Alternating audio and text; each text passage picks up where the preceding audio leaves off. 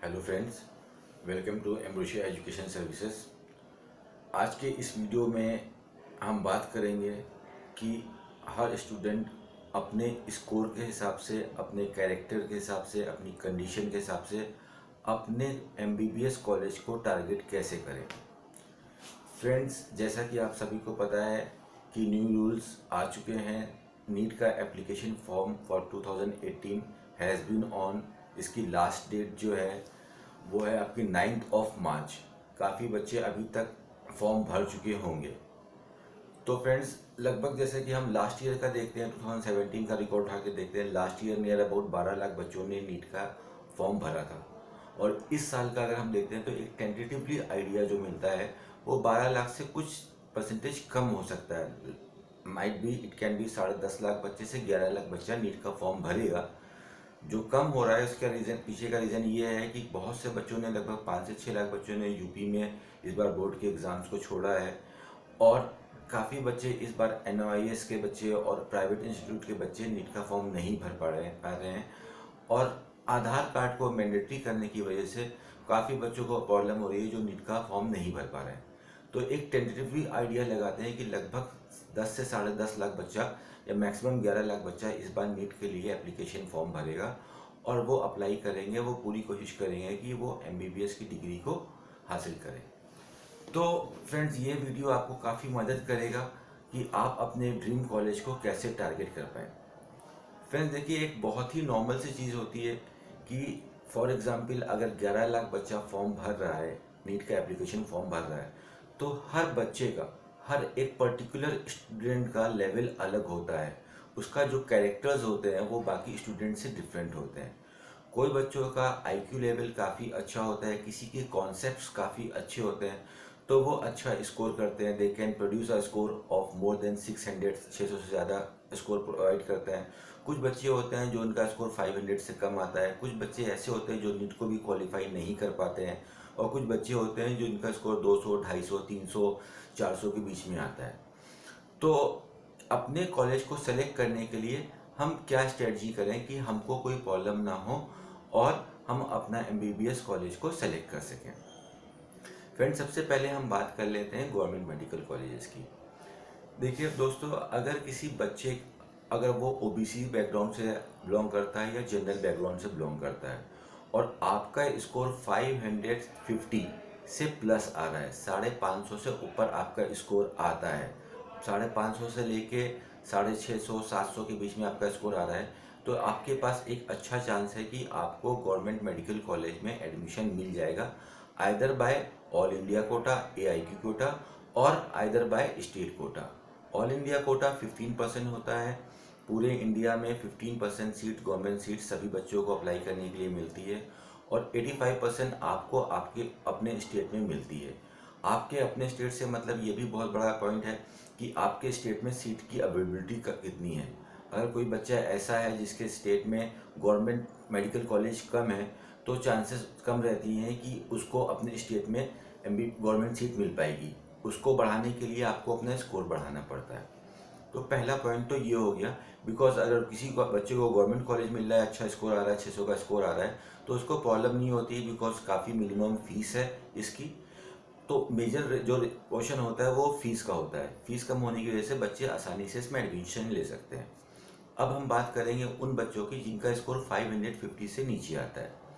अगर किसी का स्कोर 550 से नीचे आ रहा है, तो आप ये मान के चलो कि 500 से लेके 550 के बीच में अगर किसी का स्कोर आ रहा है, तो उसके पास चांसेस ये हैं कि वो इंडिया के उन कॉलेजेस में एडमिशन ले सकता है, उन प्राइवेट इंस्टीट्यूट्स में एमबीबीएस कर सकता है जिनकी फ़ीस कम होती है। लाइक जिनकी फ़ीस एनुअल होती है 4 लाख टू 7 लाख रुपीज़ के बीच में। इसमें आपको कर्नाटक के कॉलेज मिलेंगे, अंडर गवर्नमेंट के कॉलेज मिलेंगे, एमपी के कॉलेज मिलेंगे, कुछ कॉलेज आपके महाराष्ट्र के हैं और एक कॉलेज आपका उत्तराखंड का है। बट इन कॉलेज में आपका स्टेट की डोमिसाइल भी काफ़ी इम्पोर्टेंट रोल प्ले करती है। अब हम बात करते हैं उन बच्चों की जिनका स्कोर 500 के नीचे आता है। तो दोस्तों, जिनका स्कोर 500 के नीचे आता है, तो वो बच्चे कौन से कॉलेज में एडमिशन ले सकते हैं। आपके लिए वो कॉलेज अवेलेबल हैं जैसे कि प्राइवेट इंस्टीट्यूट्स या डीम्ड मेडिकल कॉलेज। लेकिन प्राइवेट मेडिकल कॉलेज या डीम्ड मेडिकल कॉलेज में हर बच्चा एमबीबीएस नहीं कर पाता है, जिसके पीछे का बहुत बड़ा रीज़न है उसका मॉनेटरी स्टेटस। बिकॉज अगर आप इंडिया के किसी नॉर्मल प्राइवेट इंस्टीट्यूट में जाते हो एमबीबीएस करने, तो एक जो नॉमिनल कॉस्ट आती है 5 साल की, अगर हम सारे एक्सपेंसेस को कैलकुलेट करते हैं, आपकी tuition fees, hostel fees, mess fees, registration fees, security deposit, तो नियर अबाउट 70 लाख रुपीज़ के आसपास जाता है। और अगर हम डीम्ड यूनिवर्सिटीज़ की बात करते हैं, जो अपनी खुद की यूनिवर्सिटी होती है, जैसे भारतीय विद्यापीठ है, डीवाई पाटिल है, चेन्नई में रामा है, काफ़ी ऐसे इंस्टीट्यूट्स हैं, तो अगर हम इसकी बात करते हैं तो इसकी फ़ीस सबसे ज़्यादा रहती है। इसमें जो 5 ईयर्स का टोटल एक्सपेंसेस बनता है सब मिला के, वो स्टार्ट ही होता है आपका 80 लाख प्लस से। वो आपको जाता है 80 लाख से लेके नियर अबाउट 1 करोड़ तक। तो ये एक बहुत बड़ा रीज़न होता है कि बच्चे 450 का स्कोर लेके आते हैं, 450 का स्कोर लेके आते हैं, बट वो इन कॉलेज की फ़ीस को अफोर्ड नहीं कर पाते हैं, जिसकी वजह से वो ड्रॉप आउट लेते हैं और नेक्स्ट ईयर फिर से प्रिपरेशन करते हैं।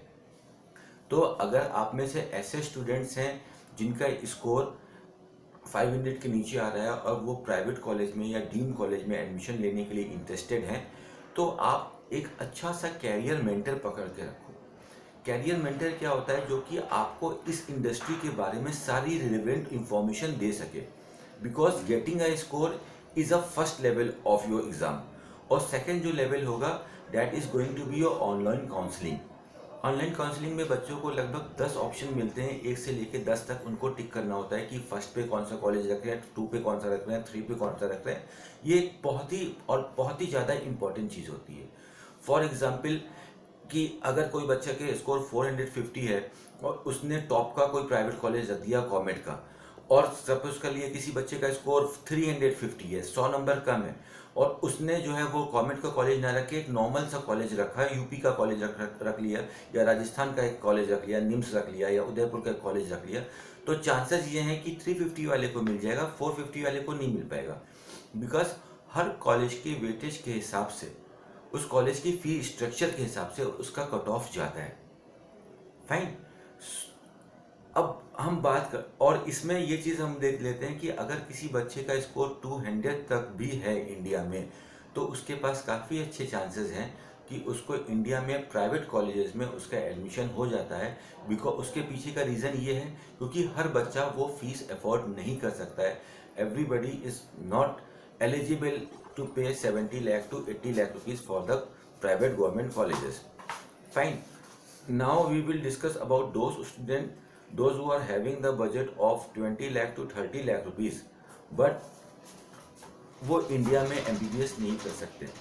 तो उनके लिए काफ़ी अच्छा ऑप्शन है कि वो इंडिया के बाहर जाके एब्रॉड से, ओवरसीज से, दूसरी कंट्री से अपना एमबीबीएस कर सकते हैं। इस बार जो नया रूल आया है उसके अकॉर्डिंग इंडिया से बाहर जाके भी एमबीबीएस करने के लिए आपको नीट में क्वालिफाई होना पड़ेगा। But that is a very good point, very sound point, because 720 number का एग्ज़ाम होता है आपका नीट का, और उसमें जो लास्ट ईयर की जो एलिजिबिलिटी क्राइटेरिया थी दैट इज वॉज ओनली 131। तो इस बार आप एक टेंटेटिव स्कोर मान लीजिए कि 125 से लेके 140 के बीच में एलिजिबिलिटी क्राइटेरिया आपका आएगा। अगर कोई बच्चा 720 में 130, 135 नंबर भी नहीं ला पा रहा है, तो I will personally recommend him कि उसको डॉक्टरी नहीं करनी चाहिए, उसको एमबीबीएस नहीं करना चाहिए। Because being a doctor is a very responsible job. You are responsible for the life and death of any particular human being. अगर आपको अपनी पढ़ाई में, अपने एरिया में इतना भी इंटरेस्ट नहीं है कि आप उसकी 25% नॉलेज रख सके, तो you are not in charge to see any person as a patient.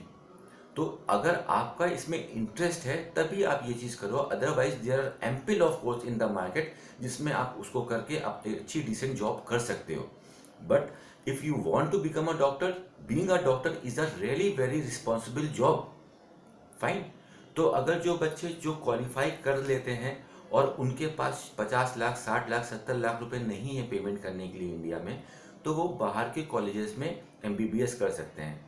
जैसे कि जो इंडिया की नेबरिंग कंट्रीज़ है, लाइक बांग्लादेश हो गया, आपका नेपाल हो गया, तो नेपाल में भी ऑलमोस्ट जो एजुकेशन कॉस्ट आती है वो 55 लाख टू 60 लाख रुपीज़ आती है। बांग्लादेश में भी जो अच्छे कॉलेजेस से आप एमबीबीएस करते हो उसकी जो कॉस्टिंग आती है वो आपकी आती है नियर अबाउट 35 लाख से लेके 50 लाख के बीच में। चाइना में आप एडमिशन लेने के लिए बहुत ही ध्यान से देखिए, बिकॉज काफ़ी अनऑथराइज कंसल्टेंट है मार्केट में जो कि पूरी डिटेल नहीं देते हैं। उनका मकसद सिर्फ यही होता है कि बच्चों को एक बार एडमिशन करा के उनसे सर्विस चार्ज ले लें। चाइना में जो मेजर बच्चों को प्रॉब्लम होती है कि वहाँ पे जो आपका प्रोग्राम होता है उसके साथ वो आपको एक लैंग्वेज देते हैं, अपनी चाइनीज़ लैंग्वेज देते हैं कि आपको एक लैंग्वेज चाइनीज़ भी सीखनी है, जो कि आपके लिए बिल्कुल नहीं होती है, जिसकी वजह से वो चाइनीज़ लैंग्वेज में ज़्यादा फोकस करने की वजह से बच्चों का रिजल्ट ख़राब हो जाता है।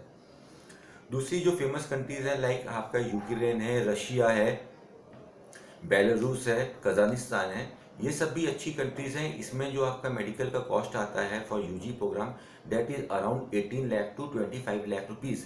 बट इसके लिए भी मैं रिकमेंड करूँगा कि आप जिस भी कंपनी से, जिस भी कंसल्टेंट से आप कांटेक्ट में हैं और एडमिशन करवाना चाहते हैं, प्लीज़ अपने कोर्स के बारे में, उसकी लैंग्वेज के बारे में ज़रूर कंफर्म कर लें।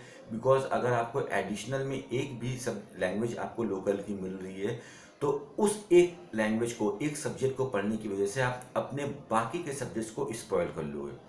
बेसिकली एमबीबीएस में 19 सब्जेक्ट्स होते हैं, 15 क्लिनिकल होते हैं, 4 नॉन क्लिनिकल होते हैं, तो वो आपका मेन सिनेरियो है। तो इसको ना फोकस करके आप लैंग्वेज पे ज़्यादा फोकस करने की वजह से प्रॉब्लम कर सकते हैं। अभी आज के दिनों में जो सबसे टॉप पे जो कंट्री चल रही है जहाँ पे इंडिया के सबसे ज़्यादा बच्चे जा रहे हैं दैट इज़ जॉर्जिया। जॉर्जिया का प्लस पॉइंट ये है कि बिकॉज वहाँ पे जो एक ये यूरोपियन नेशन पड़ता है और जो वहाँ पे जो लैंग्वेज है आपकी प्रोग्राम की एमबीबीएस की दैट इज़ 100% इंग्लिश, जो कि आपको इंग्लिश इंडिया में भी पढ़ाई जाएगी और वहाँ पे भी पढ़ाई जाएगी। और जो एजुकेशन कॉस्ट अच्छी यूनिवर्सिटीज़ का वहाँ पे आता है that is around 25 lakh to 26 lakh 27 lakh, 20 lakh 22 lakh के भी कॉलेज हैं। But Georgia is a sound country to go and study MBBS over there. अब काफ़ी बच्चे ये पूछते हैं कि सर हम इंडिया के बाहर जाएंगे और वहाँ से एमबीबीएस करके आएंगे तो वो उस डिग्री का वेटेज होता है क्या इंडिया में आने के बाद? तो फ्रेंड्स आपको ये चीज़ बताना चाहूँगा, जो आप डिग्री ले रहे हो, एमबीबीएस जो आप कर रहे हो, that is a professional degree, that is not something जिसको करने के बाद आपको प्लेसमेंट मिलेगा। तो इसमें डिग्री की वेटेज नहीं रखती है, इसमें आपकी नॉलेज इंपॉर्टेंट होती है। आप जिस फील्ड में जा रहे हो, जो आप डॉक्टर बनना चाह रहे हो, इसमें आपको लगातार जब जितना भी आपको प्रोग्रेस करना है, आपको अपनी नॉलेज को बढ़ाना है।